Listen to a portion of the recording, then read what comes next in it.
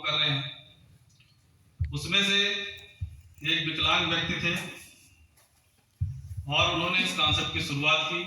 बहुत कठिनाई का दौर था, मतलब उन्होंने दवा अपने ऊपर यूज किया, रिजल्ट लिया, थोड़ा बहुत उनको रिलीफ हुआ तो लगा उन्होंने इसका प्रचार प्रसार करना चाहिए। 15 से 20 लाख रुपए खर्च कर चुके थे, कहीं रिलीफ नहीं हुआ उनको।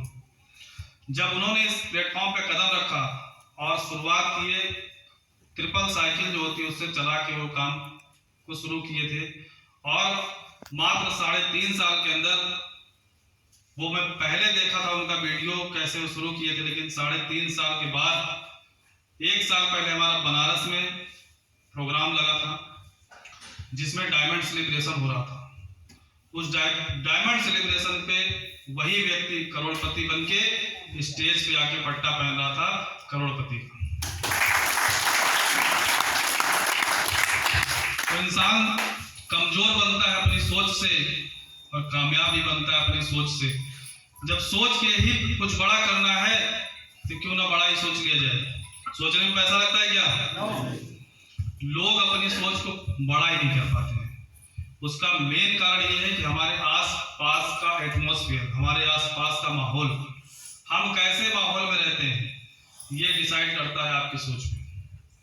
क्योंकि अभी आपको एक अच्छी वीवीआईपी सिटी में छोड़ दिया जाए जिसमें आस-पास सब सारे लोग करोड़पति अरबपति हों, तो आपकी सोच करोड़पति अरबपति वाली हो जाएगी। यस या नो?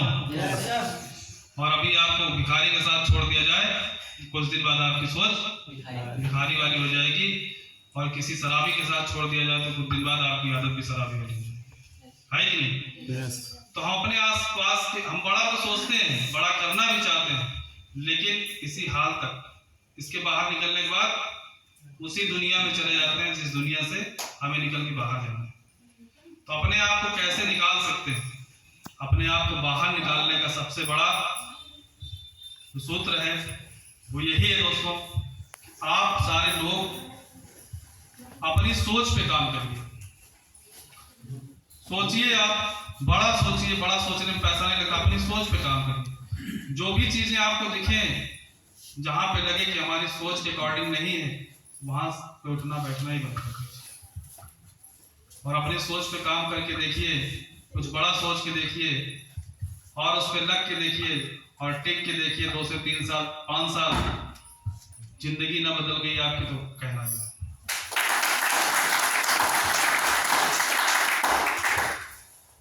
दोस्तों, बहुत सारे लोग इस प्लेटफॉर्म पे आते हैं और कुछ समय काम करने के बाद निगेटिव हो जाते हैं।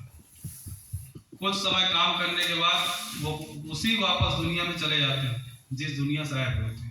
ऐसा क्यों होता है? सबसे बड़ी जो कमी होती है वो अपने गोल को नहीं बनाते हैं और काम करने के तरीकों को नहीं सीखते हैं और बाद में दोष देते हैं, सिस्टम और कंपनी को बदनाम करते हैं, उसके बाद वो चले जाते हैं। लेकिन उसी प्लेटफॉर्म पे हजारों लाखों लोग टिके रहते हैं और सिस्टम को फॉलो करते हैं, एजुकेशन लेते रहते हैं, करोड़पति बन जाते हैं, अरबपति बन जाते हैं। अगर सिस्टम बुरा होता तो आज एसलीपीएस वेलनेस में 1000 से ज्यादा करोड़पति ना होते। अगर हमारा सिस्टम बुरा होता तो आज 45 लाख से ज्यादा लोग एसलीपीएस में अपने और रोजगार को छोड़ के हमारे साथ अपना कैरियर न बनाते।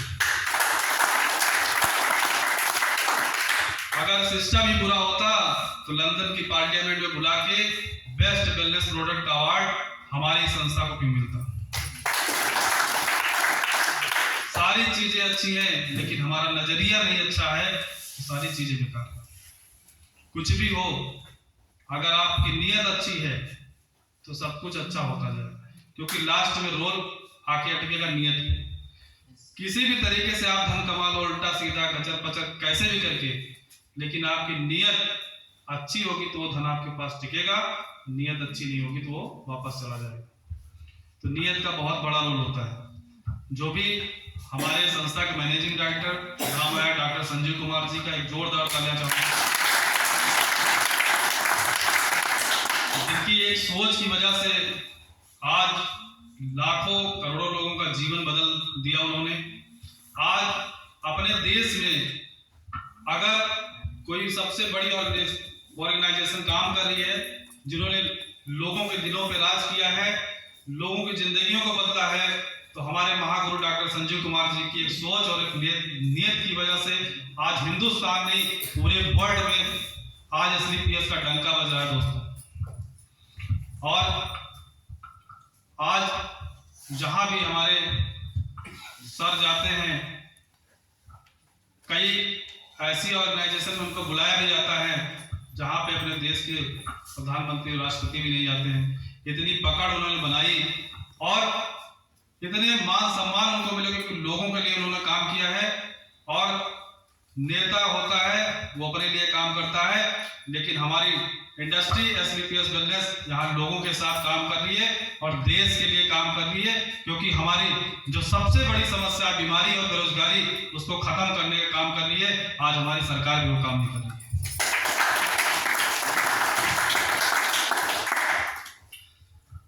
दोस्तों, किसी भी काम को करने के लिए हमें एक सिस्टम फॉलो करना पड़ता है। वो सिस्टम क्या है? अगर हम 100 करोड़ रुपए का व्यवसाय किसी के पास लेके जाते हैं, या कहिए कि हम 100 करोड़ छोड़ दीजिए, आप 10 से 15,000 का 5,000 का प्रोडक्ट भी किसी के पास लेके जाते हैं, तो भी अपने ड्रेस कोड में जाते हैं। लेकिन देखा जाए, कोई सफाई कर्मी है उसका भी एक ड्रेस कोड होता है, कोई गेट कीपर है उसका भी एक ड्रेस कोड होता है, सब्जी बेचने वाले का भी एक ड्रेस कोड होता है, भिखारी का भी एक ड्रेस कोड होता है। लेकिन इस बिजनेस प्लान को प्रेजेंटेशन देने के लिए और इतने जबरदस्त 1 क्लास के प्रोडक्ट आप लोगों तक पहुंचाने का काम करते हैं, क्या हमारे ड्रेस कोड इस तरह होने चाहिए क्या? फेलियर का कारण यही दोस्तों, लोगों को हम सुधारने का काम कर रहे हैं लेकिन खुद को सुधारने का काम नहीं कर रहे। तो हमें सबसे बड़ा जो काम करना है वो खुद पे करना है। अभी जिस दिन आपने अपने ऊपर काम कर लिया, उस दिन लोग आपका डुप्लीकेशन चालू कर देंगे। जब आप खुद को बदलेंगे तो आपकी देखी देखा आपकी डाउनलाइन, आपकी टीम भी विकास करेगी, वो भी अपग्रेड करेगी। तो ड्रेस कोड का बहुत बड़ा रोल होता है। अगर किसी पुलिस वाले को बिना ड्रेस कोड में अगर वो कहीं पे आ जाए, मार्केट में, चौराहे पे कहीं पे, तो उसको कोई इज्जत देगा क्या? देगा? अगर वही वर्दी पहन के आ जाता। वही चीज हर प्रोफेशन में लागू होती है। तो एक प्रोफेशनल व्यवसाय है आपका, इसको प्रोफेशनल के नजरिए से देखना पड़ेगा, क्योंकि बहुत बड़ी इंडस्ट्री है। 2025 में ये इंडस्ट्री अपने देश पे पूरी तरह हावी होने वाली है। पहले का जो दौर था, 2010 से जो दौर चल रहा है, डायरेक्ट सेलिंग इंडस्ट्री का चल रहा है, और हिंदुस्तान की सबसे पावरफुल इंडस्ट्री में आप लोग बैठे हुए हैं। इसके लिए जोरदार तालियां चाहिए। जब आपका इतना बड़ा सिस्टम है, इतना बड़ा एजुकेशन है, इतना बड़ा मान सम्मान, और अपनी संस्था के अकॉर्डिंग अपने आप को अपग्रेड करिए कि हम कहाँ पे हैं, कहाँ बैठे हुए, उसको आंख खोल के आज देख लीजिएगा कि हम किस जगह पे काम कर रहे हैं, किस जगह पे हमारा प्लेसमेंट हुआ है। अपने इंडस्ट्री के बारे में अगर आपको 100% नॉलेज हो गया, तो मैं ये दावा करता हूं यहाँ पे बैठे हुए सारे जितने भी डिस्ट्रीब्यूटर, जितने भी डायरेक्ट सेलर है, जितनी हमारी कोर टीम है, well up to date dress code में ही नजर आएगी। ये बिजनेस को बहुत ऊपर तक ले जाने के लिए सबसे पहला बेसिक रूल होता है हमारा ड्रेस कोड, और दूसरा होता है डिसिप्लिन। अगर इस सिस्टम में 7 साल, 8 साल, 9 साल की एक संस्था अगर यहाँ तक पहुंची है, तो उसमें डिसिप्लिन का बहुत बड़ा रोल है, क्योंकि हमारी संस्था को ऑर्गेनाइज करने के लिए आज 40 से 50 आर्मी के एकेडमिक, मतलब कि आर्मी के हाई क्लास के अफसर इस कंपनी को ऑर्गेनाइज कर रहे हैं, संस्था को मैनेज कर रहे हैं, संस्था को चलाने का काम कर रहे हैं, तब ये इंडस्ट्री यहाँ तक पहुंची है। क्योंकि उनके रूल्स इतने जबरदस्त होते हैं कि वो अपने टाइम के पंचुअल होते हैं और अपनी बात के पक्के होते हैं। इस वजह से ये ऑर्गेनाइजेशन यहाँ तक पहुंची है। डिसिप्लिन का बहुत बड़ा रोल है। अगर आपको 10 बजे मीटिंग में बुलाया जाता है, तो 10 बजे ही पहुंचने का प्रयास करिए, बल्कि 5 मिनट पहले। और जितने भी लोग यहाँ पे सफल हुए हैं, उसी रूल को अपना के सफल हुए। तो ड्रेस कोड का होना बहुत जरूरी है। तीसरा, इस व्यवसाय को करने के लिए जो हमारा सिस्टम बोलता है